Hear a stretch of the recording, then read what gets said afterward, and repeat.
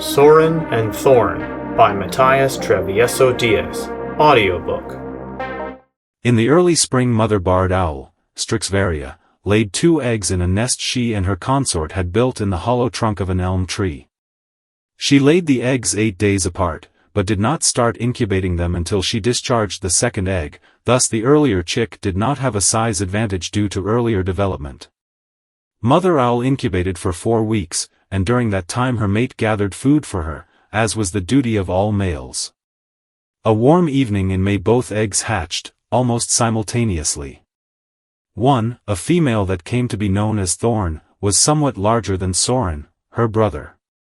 Apart from the difference in size, the siblings were almost identical in appearance. They were both covered in fluffy, soft downy feathers and already exhibited the distinguishing features of their species. Horizontal barring on their upper breasts and vertical streaking on their bellies, broadly barred brown and buff upperparts, large dark eyes, rounded heads with no ear tufts, and yellowish beaks. Some time after birth the hatchlings fledged, leaping out of their nest before they could properly fly.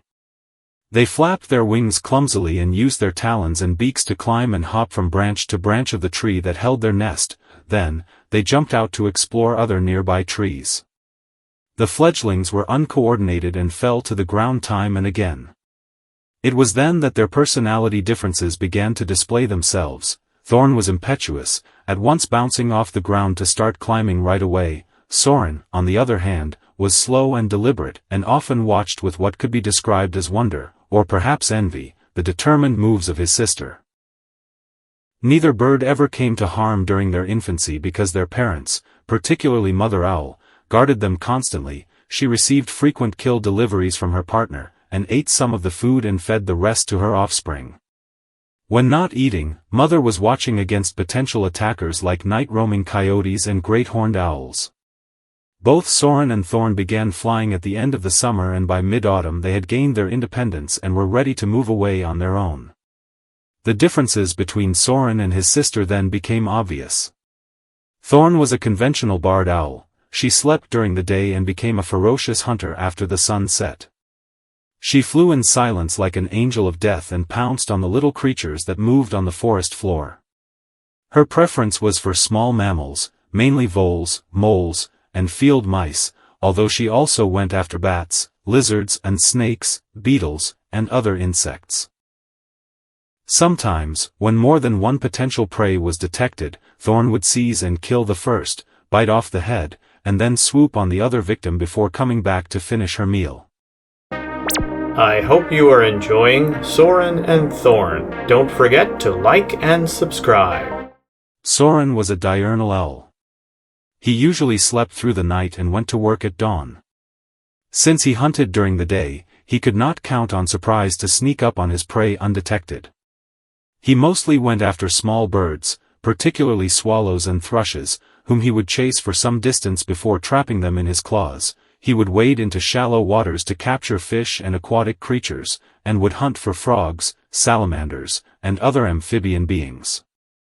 Because of the disparity in their schedules, brother and sister only ran into each other at dawn and twilight. The two were uncommonly close, for owls are solitary creatures and only bond with their mates, once these are chosen. However, this pair remained in contact and, despite their differences, or perhaps on account of them, often met to compare notes atop a fallen oak trunk, not far from the nest where they had been hatched. Let us imagine that we understand the language of barred owls, whose most characteristic call sounds like, "Who cooks for you?" Who cooks for you all, but includes other cackles, hoots, caws, gurgles, screeches, and sharp, who barks. In their meetings, Soren and Thorn emitted a continuous stream of these sounds that perhaps could be translated as the following conversation. Thorn, you are my brother and I love you, but your behavior is odd and difficult to accept. Who heard of an owl that gives up all the advantages that nature has provided for us and flies about in plain view of our prey, and of those that would make a meal out of us? Soren, it is not that hard to get food during the hours of light, you just have to be swifter than your target. I am always wary of hawks and big owls, but I know my roaming grounds well and can easily find places to hide. Thorn. And how are you going to get a companion? Females work, play, and find mates in the dark hours. In the unlikely event that you encountered another owl of our kind during the light hours, it would probably be a pervert, with whom you should not want to associate. Soren, I am happy being alone, and mating is of no concern to me, at least for now. You are getting old yourself, so better spend your energies seeking a proper spouse to make a family. I look forward to meeting my nieces and nephews. And so their arguments went, time after time. Late that fall, Thorn met Nimbus, an energetic no-nonsense male, and, after a brief courtship replete with caterwauling and amorous flights, Thorn coupled with him and proceeded to lay 3 beautiful white eggs which, in time, yielded 2 female and 1 male owlets. For the next few weeks, Thorn was busy tending to her brood and did not leave the vicinity of her nest. Finally, the night arrived when all 3 younglings fledged and started taking erratic tours of the branches of the tree in which they had been born. Near dawn a few days later, one of the young females lost her balance during her neighborhood explorations, could not regain it, and tumbled to the ground. She lay there, half buried in a pile of leaves, uttering screams of distress. Thorn immediately approached her daughter and was nudging her upright when there was a whoosh and a flap of wings, and a great horned owl appeared on the scene, attracted by the wailing of the juvenile. The big owl closed one of its talons around the body of the owlet, intending to fly away with it, but was impeded by Thorn crashing into the attacker and bringing her to a stop. A scuffle ensued, with the big owl easily throwing Thorn out of balance and taking bites at her breast and wings. Then Nimbus showed up on the scene, pecking the big owl and attempting to get her away from Thorn and the fallen fledgling. Again, the smaller barred owl was no match for his larger and heavier opponent, and was quickly swept aside. Then the impossible happened. As daylight bathed the battle scene, a third barred owl appeared, carrying a large stone in its beak and using it to strike the great horned owl, who became confused for a few moments, enough time for the 3 smaller owls to gang up on her, pecking at her mercilessly and tearing feathers and flesh from her body. The great horned owl uttered a distressed cry and flew away erratically, trying to maintain balance despite having a broken wing. The 3 barred owls looked at each other in triumph.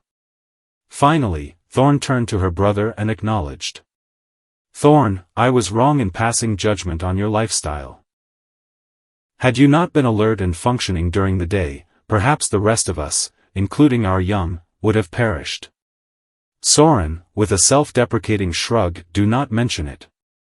Just remember that each of us is entitled to lead life as he sees fit, and there is no gain in judging whatever others do.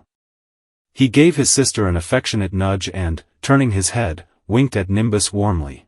I hope you enjoyed Soren and Thorn by Matias Travieso-Diaz. Please like and subscribe.